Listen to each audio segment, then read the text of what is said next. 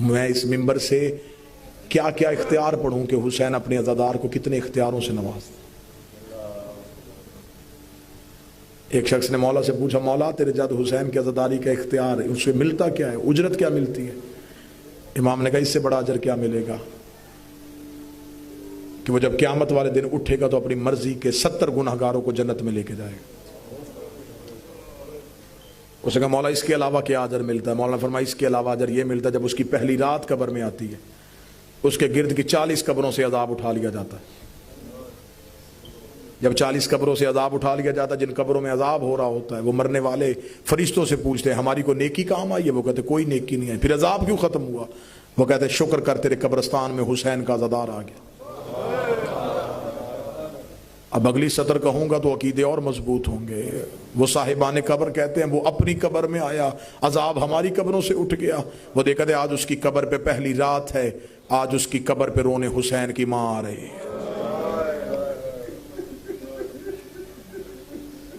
آواز پروردگار آ گئی ہے، فرشتوں کو واپس بلاؤ، آج زہرا آ رہی ہے۔ نور کی ہماری اس عزادار کی قبر پہ اترتی ہے۔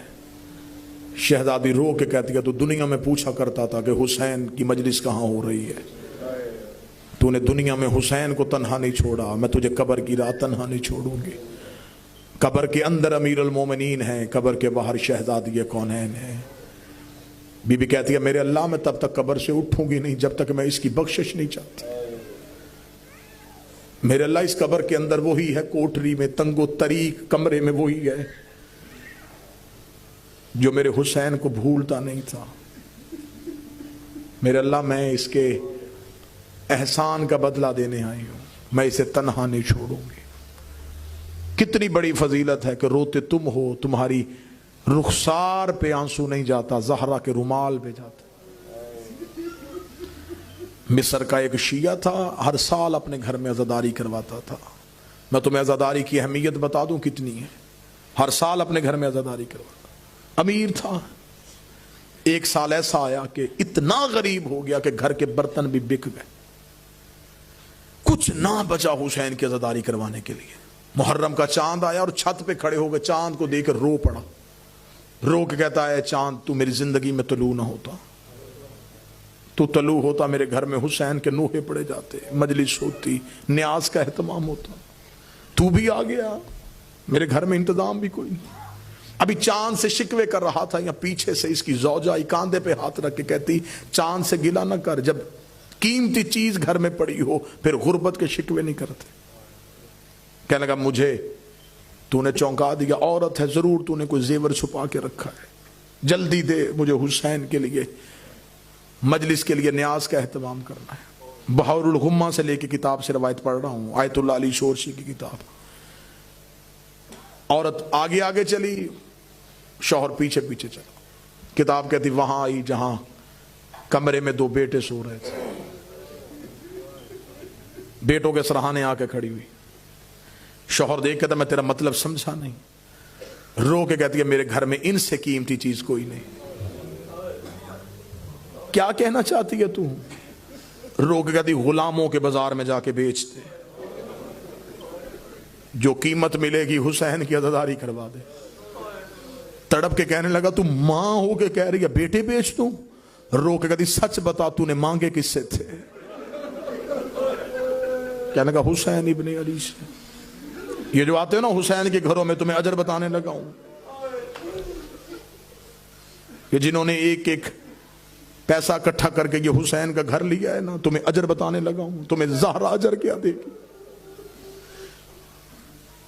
غلاموں کے بازار میں جا کے بیچتے۔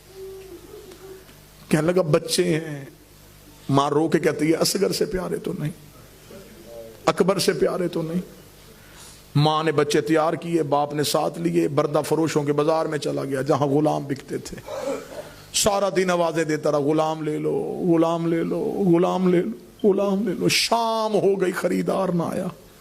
شام کو تھک کے بیٹھ کے سر پہ ہاتھ رکھا تھا، بی بی تیری اولاد کا مقدر، بی بی میں تو اب بیٹے بھی لے کے آ گیا ہوں، بی بی شاید تو میری عزاداری چاہتی نہیں ہے۔ ابھی یہ باتیں کر رہا تھا، یہاں بازار میں کوئی گھوڑے سوار آیا، اس کے قریب آگے گھوڑا سوار رکا، چہرے پہ نقاب تھا، آواز آئی غلام بیچے گا؟ بیچوں گا۔ क्या कीमत लेगा? देखे कहने लगा कोई कायनात भी देता, मैं बाल भी तोड़ के ना देता। मैंने मन्नतों से मांगे थे, बस मुझे इतने दे दे कि 10 दिन मेरे घर में हुसैन की नियाज बन सके। इतना कहना था। घोड़ा सवार की आवाज आई, वो सामने घोड़े की कोच में दिनार है, वो उठा, बेटे मेरे साथ बिठा दे।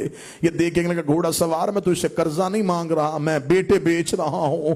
इतनी भी क्या अमीरी कि तुम मुझे कीमत भी उठा के नहीं दे रहा। घोड़ा सवार की आवाज आई, मेरे हाथ होते मैं तेरे बेटे हाथों से उठाता, मेरे बाजू होते मैं तेरे लाल हाथों पे उठा के लेके जाता। मेरे हाथ नहीं है, मेरे बाजू नहीं है। अपने बच्चे मेरे घोड़े पे सवार करवा। इसने बेटे घोड़े पे बिठाए, घोड़ा सवार ने सीने का सहारा देके बच्चों को घोड़ा दौड़ा दी। दिनारों की पोटली लेके घर वापस आया। दरवाजे पे मां खड़ी थी, खाली हाथ आते देखा, दहलीज पे बैठ गई। रो के कहती बिक गए, बिक गए। कहती तू बाप है, मैं मां हूं, रोना ना, हुसैन की अज़ादारी के दिन है, हमने हुसैन को रोना है। मिस्र की जामिया मस्जिद में जाके ऐलान करवा, मेरे घर में हुसैन की मजलिस है। लोग आना शुरू हो गए, मजलिस तमाम हो गई, लोग अपने घरों को चले गए। माँ अकेली रह गई, बाप तन्हा रह गया। माँ दीवारें देख रही थी, बाप छत देख रहा था। आधी रात को ज़ौजा अपने बिस्तर से उठी, शौहर के कदमों में आके बैठी, रो के कहती अपने फैसले पे शर्मिंदा नहीं हूँ, नदामत नहीं है मुझे, लेकिन सिर्फ इतना पूछने आई हूँ, आखिर माँ है, मुझे बता किसके हाथ बेच के आया है।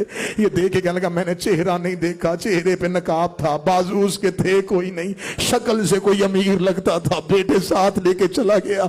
अभी माँ ये बातें कर रही थी, दरवाजे पे दस्तक हुई, माँ दौड़ के गई, इसने दरवाजा खोला, बाहर एक काले बुरके वाली बीबी दोनों बच्चों के हाथ पकड़ के खड़ी है। ये जल्दी से मोमना कदमों में गिर गई, रो के कहती बीबी इनसे कोई गलती हुई मैं माफी मांगती हूँ। बीबी ने नौकरी करने का तरीका नहीं आता, बीबी मुझसे कीमत वापस ना मांगना। उस बीबी की आवाज आई, हम बेटे देते हैं लेते नहीं है। रो के कहती तू जो गलियों में बेटे दे रही है तू कौन है? आवाज आई तेरे घर में किसकी मजलिस थी? फरमाया हुसैन इब्ने अली की। आवाज आई वो तेरा क्या लगता है? रो के कहती मेरा तो मौला है। उस बीबी की आवाज आई तू मेरे बेटे को रो रही थी, मैं सारी रात से तेरे बेटे अपनी गोद में उठा के रो रो के कह रही हूं और मेरे हुसैन का सदका।